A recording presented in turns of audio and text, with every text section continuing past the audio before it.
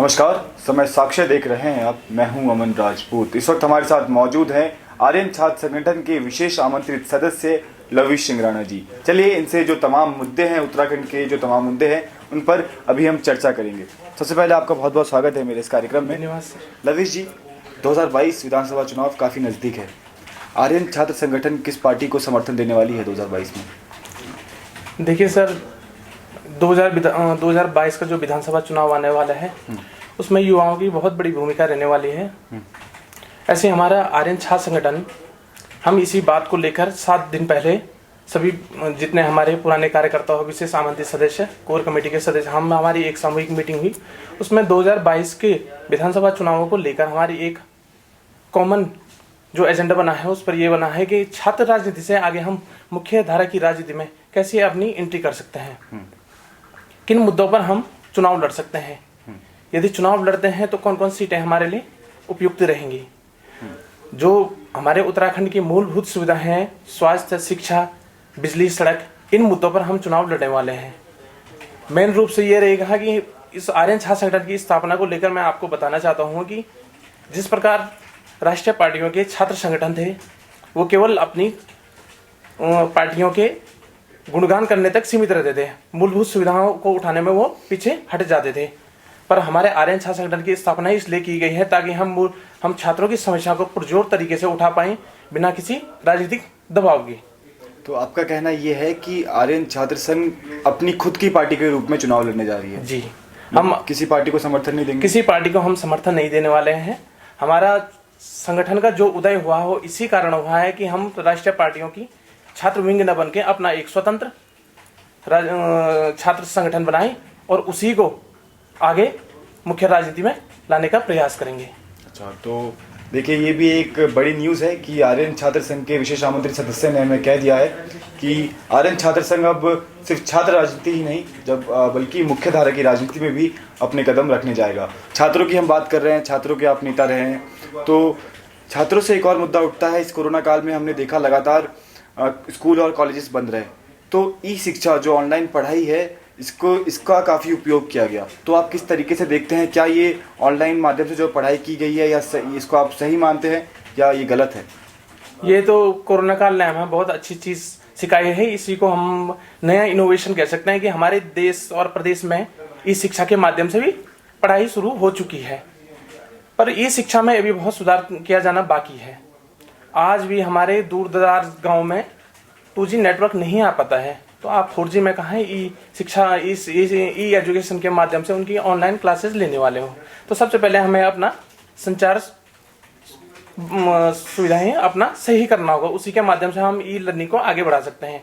ये बहुत ही बढ़िया एक रास्ता हमने चुना है और आगे इसी को हम बढ़ा सकते हैं। इसके माध्यम से हम दूर दराज के क्षेत्रों में पढ़ाई को जारी रख सकते हैं और जो कॉलेज में आने में असमर्थ हैं, पहाड़ी क्षेत्रों में बड़ी कठिनाइयाँ रहती हैं, तो वो ऑनलाइन माध्यम से अपना पढ़ सकते हैं।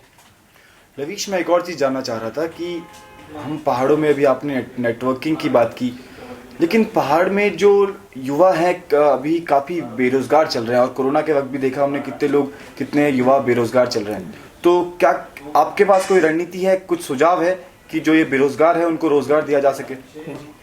मैं कहना चाहूँगा, उत्तराखंड जो हमारा प्रदेश है वो मुख्य रूप से पर्यटन प्रदेश के रूप में जाना जाता है। पर्यटन की अपार संभावनाएं हैं, साथ ही हमारी जो हॉर्टिकल्चर के माध्यम से और फल सब्जियां हमारे यहाँ अच्छा उत्पादन होता है। तो पर्यटन की सुविधाएं बढ़ाकर हम यहाँ के बेरोजगारों को रोजगार दे सकते हैं। हमारे जो 4 धाम हैं हमारे उत्तराखंड में स्थित है, केदारनाथ और बद्रीनाथ धाम में आप यात्रा सीजन में 30 लाख लोग दर्शन कर पाते हैं। तो इन 30 लाख लोगों से हम आय अर्जित कैसे करें, इनको इस 30 लाख को 60 लाख तक कैसे पहुंचाएं, तो इसके लिए हमें मूलभूत सुविधाएं बढ़ानी पड़ेंगी। रोड की कनेक्टिविटी अच्छी करनी पड़ेगी, जो एकोमोडेशन है धामों का वो अच्छा करना पड़ेगा। इसके माध्यम से यात्री ज़्यादा आएंगे तो कहीं ना कहीं लोकल लोगों के आय में इजाफा होगा। मेन रूप से आज बेरोजगारी की बात है तो गाँवों की आप खेतों के हालात देख रहे हैं, लोग पलायन करने को मजबूर हैं। बंदर सुअरों से हमारे खेतों को नुकसान हो रहा है, लोग खेती कर नहीं पा रहे हैं। तो सरकार को इसके लिए एक ठोस नीति, चकबंदी और ठोस नीति जमीन पर उतारनी पड़ेगी, ताकि ये बागवानी के माध्यम से, फल सब्जी उत्पादन के माध्यम से हमारे युवा अच्छी आय सर्जित कर सके और अपने जीवन यापन कर सके।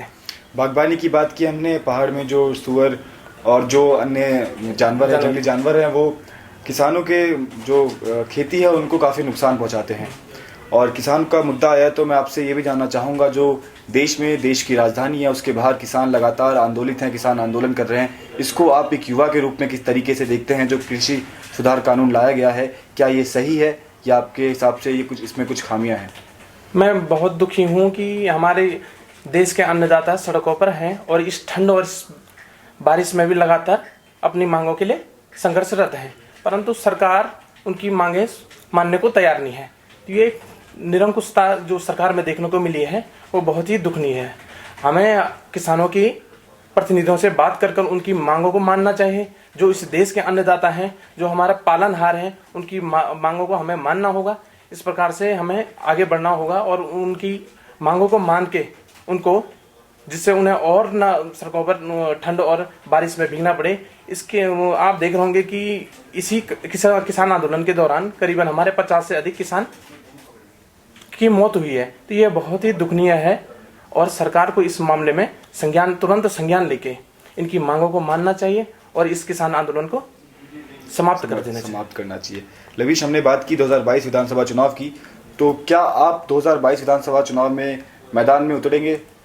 जी देखिए, 2017 में भी हमने केदारनाथ विधानसभा में निर्दलीय प्रत्याशी के लिए बहुत ही अच्छे तरीके से काम करा। हमारी टीम ने एकजुट होकर सामाजिक जो मुद्दे थे उनको पुरजोर तरीके से उठाया, परंतु दुर्भाग्यवश हम 700 वोटों से जीत से दूर रह गए।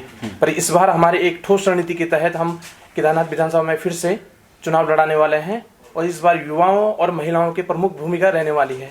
युवाओं को हम रोजगार, स्वास्थ्य, शिक्षा, सड़क, बिजली, पानी, इन तमाम मुद्दों को साथ लेकर हम संघर्ष करने वाले हैं। चुनाव लड़ाने की बात कर रहे हैं, मैं आपसे जानना चाह रहा हूं कि लवीश, क्या आप खुद चुनाव लड़ेंगे 2022 में?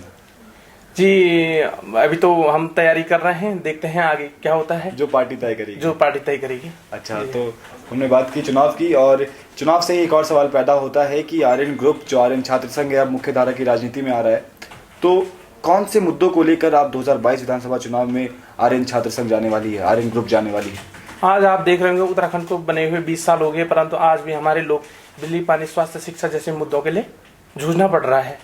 बेरोजगारी चरम पे है। तो इन तमाम मुद्दों को लेकर हम आगामी 2022 में चुनाव लड़ने वाले हैं और उसमें सबसे प्रमुख जो हमारा मुद्दा रहेगा युवाओं के लिए रोजगार के लिए रहेगा। युवाओं के रोजगार के लिए आज हम आप देख रहे होंगे बेरोजगारी इस कोरोना काल में है, बहुत बढ़ गई है। लोगों के लिए, युवाओं को रोजगार नहीं है। पढ़ाई के पश्चात करें तो करें क्या? आदमी पोस्ट ग्रेजुएट जो हमारे छात्र हैं, हमारे भाई बहन हैं, वो 4th क्लास में नौकरी के लिए अप्लाई कर रहे हैं। तो ये बहुत ही दुखनीय है। युवाओं का एक प्रमुख मुद्दा बेरोजगारी तो है ही, आप युवा नेता भी हैं, क्या युवाओं की कुछ और समस्याएं भी रहती हैं बेरोजगारी के अलावा? युवाओं की समस्या आज तो आप देख रहे हैं कि सबसे पहले हमारे आय सृजित का रहता है। कोई भी युवा होता है तो उसको अपना एक देखना पड़ता है कि हम भविष्य निर्वाह कैसे करें। हमें एक संसाधन के, अब उसमें चाहे नौकरी हो, चाहे अपना खुद का कार्य हो, तो उसके माध्यम से मुझे लगता है कि सबसे पहले युवाओं की जो मेन मांग है वो है रोजगार। रोजगार पर हमें अपनी बात पुरजोर तरीके से रखनी पड़ेगी। लवीश, तो हम अपने कार्यक्रम के अंत की ओर आ चुके हैं। जाते जाते आप उत्तराखंड के युवाओं को और जनता को क्या कुछ संदेश देना चाहेंगे? मेरा ये रहेगा कि इस बार 2022 विधानसभा में हम पुरजोर तरीके से अपनी मांगों को उठा सकते हैं और ऐसे प्रतिनिधि विधानसभा में भेजे जो आपकी मांगों को विधानसभा से और केंद्र तक पहुंचा सके। धन्यवाद। तो ये थे हमारे साथ लवीश सिंह राणा जी, जो आर्यन छात्र संघ के विशेष आमंत्रित सदस्य हैं। बेबाकी से इन्होंने सभी प्रश्नों के उत्तर दिए और इन्होंने अभी सीधा ऐलान कर दिया है कि आर्यन छात्र संघ अब सिर्फ छात्र राजनीति में ही नहीं बल्कि मुख्य धारा की राजनीति में उतरने वाला है और 2022 विधानसभा चुनाव आर्यन छात्र संघ अब आर्यन अपने नाम पे लड़ने वाली है। तो अभी के लिए फिलहाल इतना ही। देखते रहिए समय साक्ष्य। धन्यवाद।